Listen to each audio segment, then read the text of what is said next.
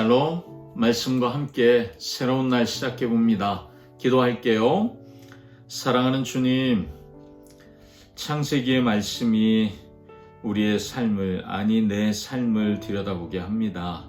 오늘도 내 마음 깊은 곳에 있는 주님만 아시는 것들을 들추시고 주님 말씀으로 다루어 주시옵소서. 예수님의 이름으로 기도합니다. 아멘. 아멘. 우리는 우리 가정이 참 행복하길 원합니다. 그런데요, 가정이 무너지는 데에는 큰 분쟁이 필요하지 않습니다. 비교 하나면 충분한 거죠. 왜 나는 없고 저 사람은 있지? 왜 하나님은 저 사람에겐 주시고 나에겐 안 주시지?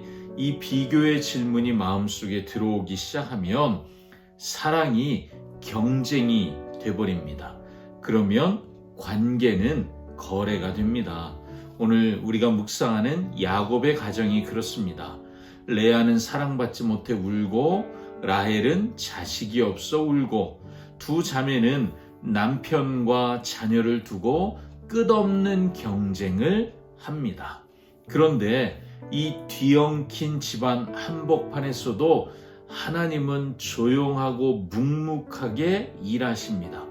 사람들은 계산하고 거래하는 자리에서 하나님은 여전히 한 사람 한 사람을 기억하고 계시고 그들의 신음소리를 들으십니다.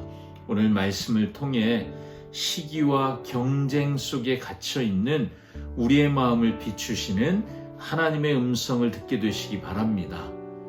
우리 창세기 30장 1절에서 24절 말씀 듣고 올게요. 제30장.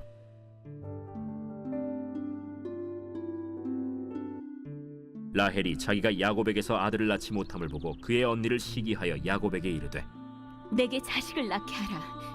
그렇지 아니하면 내가 죽겠노라.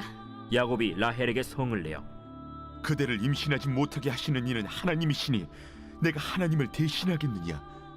내 여종 비라에게로 들어가라. 그가 아들을 낳아 내 무릎에 두리니 그러면 나도 그로 말미암아 자식을 얻겠노라.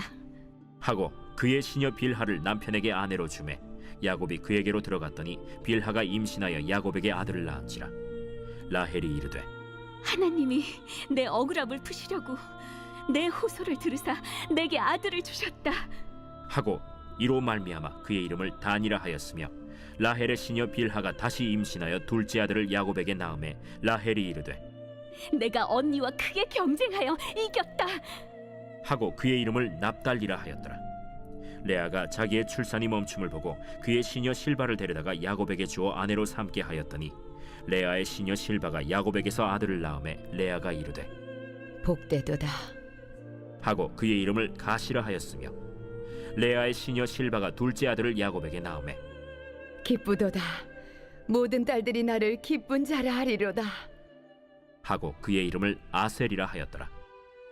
밀 거둘 때 르우벤이 나가서 들에서 합 한 채를 얻어 그의 어머니 레아에게 드렸더니 라헬이 레아에게 이르되 언니의 아들의 합 한 채를 청구하노라. 내가 내 남편을 빼앗은 것이 작은 일이냐? 그런데 내가 내 아들의 합 한 채도 빼앗고자 하느냐? 그러면 언니의 아들의 합 한 채 대신에 오늘 밤에 내 남편이 언니와 동침하리라. 저물 때 야곱이 들에서 돌아오매 레아가 나와서 그를 영접하며 이르되 내게로 들어오라. 내가 내 아들의 합 한 채로 당신을 산노라. 그 밤에 야곱이 그와 동침하였더라. 하나님이 레아의 소원을 들으셨으므로 그가 임신하여 다섯째 아들을 야곱에게 낳은지라.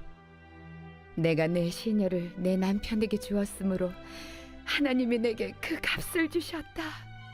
하고 그의 이름을 이사가리라 하였으며 레아가 다시 임신하여 여섯째 아들을 야곱에게 낳은지라. 하나님이 내게 후한 선물을 주시도다. 내가 남편에게 여섯 아들을 낳았으니 이제는 그가 나와 함께 살리라. 하고 그의 이름을 스불론이라 하였으며 그 후에 그가 딸을 낳고 그의 이름을 디나라 하였더라. 하나님이 라헬을 생각하신지라 하나님이 그의 소원을 들으시고 그의 태를 여셨으므로 그가 임신하여 아들을 낳고 이르되 하나님이 내 부끄러움을 씻으셨다. 하고 그 이름을 요셉이라 하니 여호와는 다시 다른 아들을 내게 더하시기를 원하노라. 아멘. 오늘 본문은 라헬의 절망의 절규로 시작합니다. 내게 자식을 낳게 하라. 그렇지 아니하면 내가 죽겠노라. 자, 여러분, 이게 그냥 과장해서 하는 말이 아니죠. 고대 사회에서 자녀가 없다는 건 몹시 수치스러운 일이었거든요. 존재의 가치가 자녀가 있냐 없냐로, 특별히 아들이 있냐 없냐로 달리기 때문에, 그래서 라헬이 절망하는 것입니다. 라헬은 그래서 언니 레아를 시기합니다.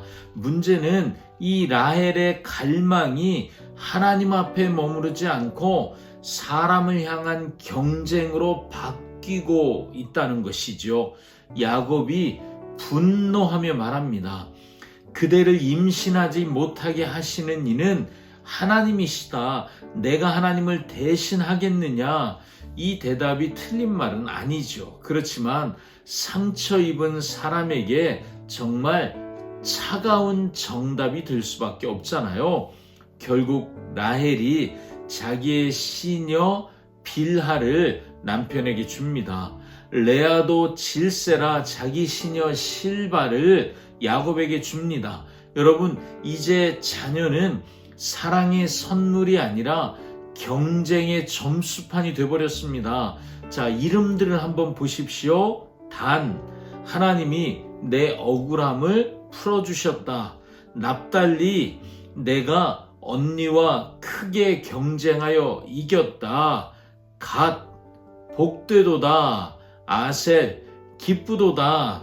자, 여러분, 이름을 지을 때 그 이름마다 하나님이 언급되기는 합니다. 그렇지만 그 중심에는 하나님이 아니라 언니와 동생의 경쟁이 있을 뿐이지요. 신앙의 언어를 사용하는 것 같지만 실제로는 하나님보다 사람과의 비교가 더 크게 작동하고 있는 것을 우리가 보는 거예요. 자, 14절부터 21절까지는 이제는 사람이 도구가 되는, 그것이 심화되는 집의 모습을 보여줍니다. 르벤이 들에서 합 한 채를 가져왔습니다. 고대에는, 이 고대 사회에서는 합 한 채 하나도요, 임신을 도와주는 중요한 것이라고 생각했습니다. 라헬이 그것을 원해요. 자기를 달라는 거죠. 그런데 레아가 이렇게 말하죠. 네가 내 남편을 빼앗은 것도 부족하냐?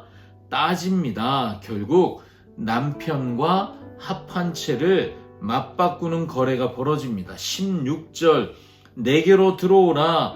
내가 내 아들의 합한 채로 당신을 샀노라.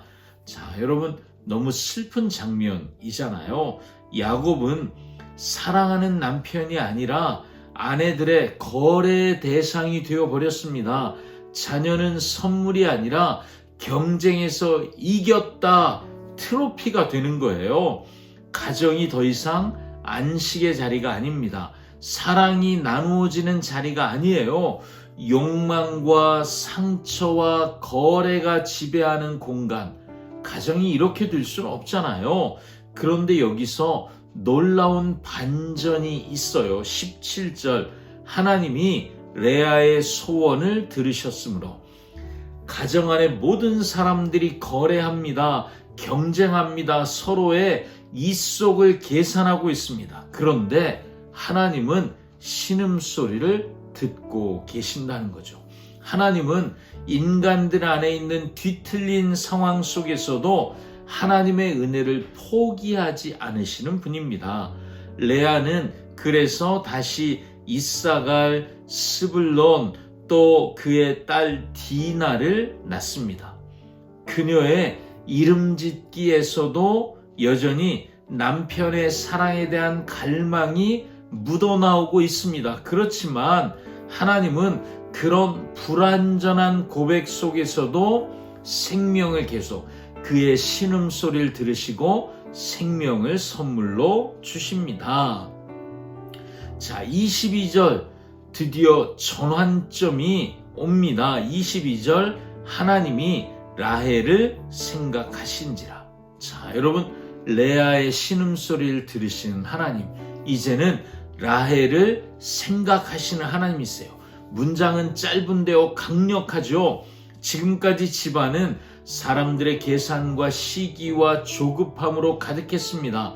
그런데 결정적인 순간에 거래가 아니라 하나님의 기억하심이 전환을 가져온다는 거죠. 하나님이 라헬의 태를 여셨습니다. 그리고 요셉을 낳게 되지요. 하나님이 내 부끄러움을 씻으셨다. 마침내 라헬도 하나님이 하시는 일을 입을 열어 고백하고 인정하기 시작합니다. 그리고 그 이름을 요셉 더하셨다, 이런 이름을 짓습니다. 하나님이 부끄러움을 거두시고 소망을 더하신다, 이런 뜻이었겠죠.